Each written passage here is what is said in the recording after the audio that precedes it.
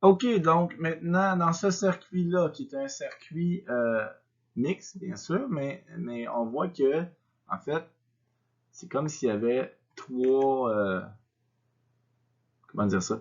En général, il est en série, mais quand on arrive ici dans la première séparation, si on veut, donc on a deux parallèles, puis ici, on a encore deux parallèles. Donc, je vais séparer comme ça les deux branches. Et la question, c'est trouver l'impédance de la première branche.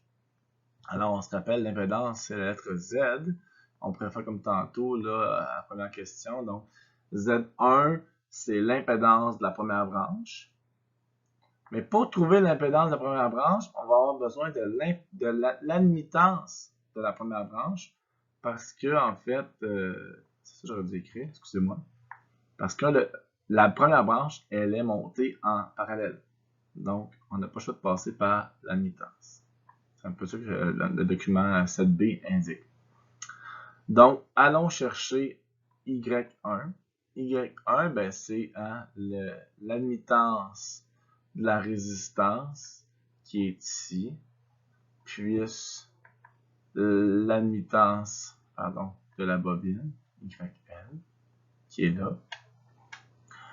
Et ça, ben, ils ne sont pas donnés directement. Là. Alors, pour trouver l'admittance de la résistance, il faut faire 1 divisé par l'impédance de la résistance.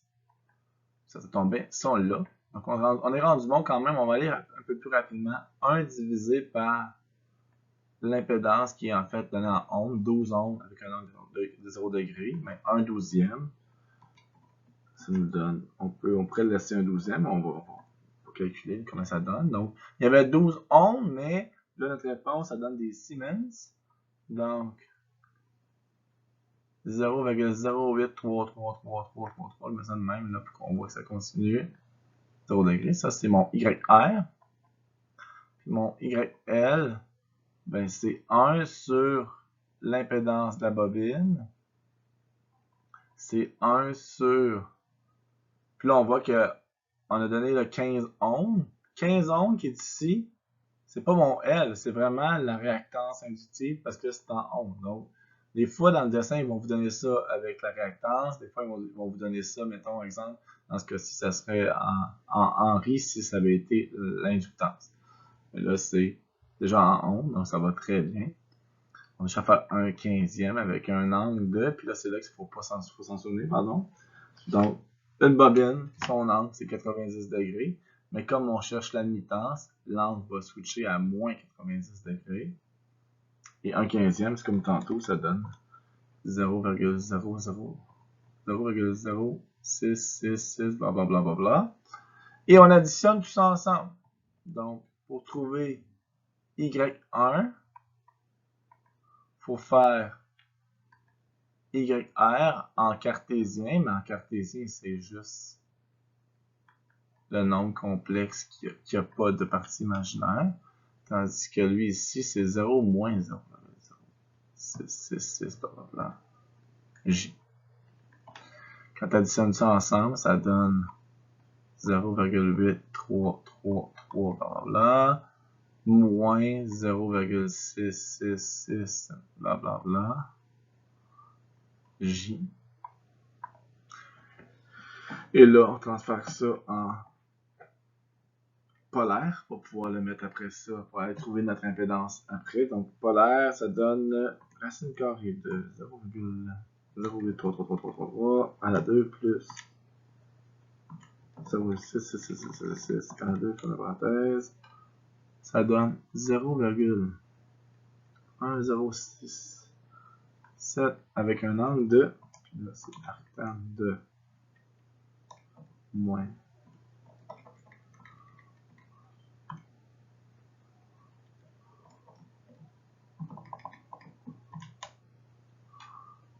un angle de moins 38,7 degrés.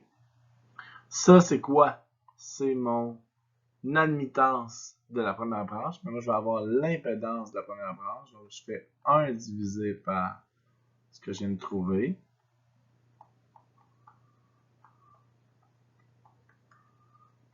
Et on se rappelle, bon, on va faire 1 divisé par 0,1067. Ça donne 9,37 avec un angle de 38,7 degrés. Voici la réponse pour l'impédance de la première branche.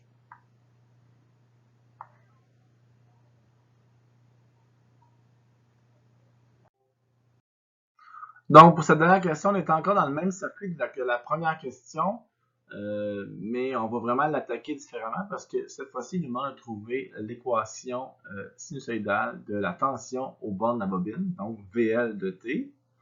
En fait, regardez ici, il y a la bobine, et on veut savoir, ben, quand je prends la tension, là, justement, c'est quoi l'équation sinusoïdale que ça me donne. Donc, juste pour être clair pour tout le monde, encore une fois, mais on a ici les deux branches du circuit et la bobine se trouve sur la deuxième branche du circuit qui est montée en parallèle. Donc, les deux branches sont en parallèle, mais chaque branche, c'est un circuit finalement en série. Donc, qu'est-ce qui se passe? On se rappelle que dans la branche 2, ben, I2, qui est l'intensité, mais c'est la même chose que l'intensité de la résistance I0, qui est la même chose que l'intensité de la bobine IL0. Et la tension, finalement, ben, la tension, c'est la somme des tensions, mais c'est pas là, ça ne nous aidera pas ça, de faire ça, parce que dans le fond, moi, ce que je veux savoir, c'est VL0. Ça donne combien, ça?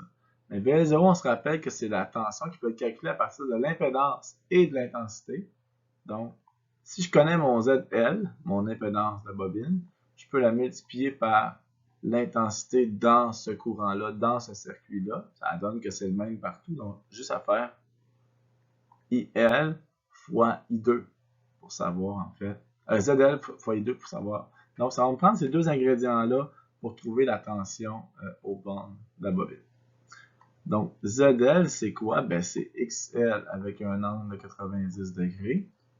XL, on ne l'a pas. Ce qu'on a, en fait, c'est l'inductance de la bobine. Donc, pour trouver XL, on va faire 2pi fois F fois l'inductance. 2pi fois 60 fois 200 fois 10 à la moins 3 parce que c'est en micro-henri. Et tout ça, ça nous donne, en fait, 75,4 ohms. Ça, c'est l'impédance de la bobine. Maintenant, comment on va faire pour trouver l'intensité 2, donc l'intensité sur la branche 2? Ben, tantôt dans une question, on a fait sensiblement la même chose avec la première branche. Donc, on va avoir le même genre de raisonnement pour pouvoir trouver l'intensité. Étant donné que c'est la même partout, on va utiliser en fait l'impédance totale de la branche 2. Donc, pour calculer l'impédance totale, parce que l'impédance totale de la branche 2, Z2, c'est égal en fait à V2 sur I2. Puis là, si on va avoir juste I2, on va faire V2 sur Z2. Mais est-ce qu'on connaît V2? On sait que la tension dans ce circuit-là, la tension est la même partout parce qu'il est comme monté d'abord en parallèle, puis ensuite en série. Donc, V2, on le connaît. V2, c'est la même chose que la tension V0, la tension du circuit au départ, là, donc l'intensité, finalement, la tension qui est du départ ici, c'est la même chose que V1, qui est la même chose que V2. Puis en particulier, ben, c'est 120 volts avec un angle de moins 80 degrés. On voit ça ici. Donc, on a déjà cet ingrédient-là. Ça nous prendrait l'impédance de la deuxième branche.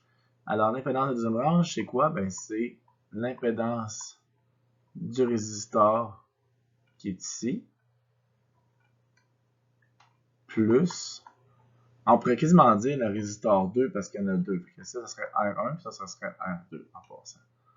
Puis pour ne pas se mêler, donc plus ZL. On a déjà trouvé ZL. Z2, ben, c'est Hein, on s'en souvient, c'est assez simple de calculer une impédance d'une résistance. On prend le nombre, on met un angle de 0 degré. Merci, bonsoir, c'est fini. Avec notre autre qui est ici. Je ne peux pas additionner des nombres complexes en forme polaire. On n'a pas vu comment faire, donc on le transforme en cartésien. Ça fait 150 plus 0j plus 0 plus 75.4j. Pas très compliqué. Finalement, ça donne 150 plus 75.4j.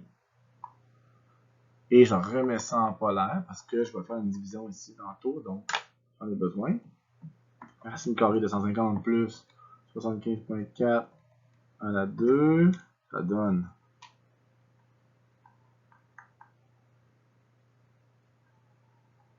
167.88 avec un angle de, puis là, il faut que je calcule l'angle en faisant arctan. Comment ça va être bon là-dedans? Un angle de 26.7 degrés. C'est quoi ça? Ça, c'est l'impédance de la deuxième branche. Donc, je vais aller diviser mon V2, qui était 120 avec un angle de moins 80 degrés. Je vais le diviser par 167 avec un angle 88 avec un angle de 26.7 degrés. Comment ça marche déjà ça? Bon, on fait 120 divisé par 167.88. Voilà. Et là, on va laisser ça en nombre virgule comme ça parce que on va laisser ça en ampères parce que de toute façon, j'en ai besoin pour recalculer après ça mon voltage sur la barre, sur la bobine. Donc, on laisse ça de même. Qu'est-ce qu'on fait avec les angles qu'on divise? On les soustrait. Donc, moins 80, moins 26.7, ça donne un angle de moins 106,7. Ah oui, ça se peut. Et ça, c'est quoi? Ça, c'est mon I2. Là, c'est là qu'il faut être vraiment structuré, faire attention, pour pas se mélanger. Moi, je cherchais VL0. Donc, je vais aller réutiliser pour trouver VL0.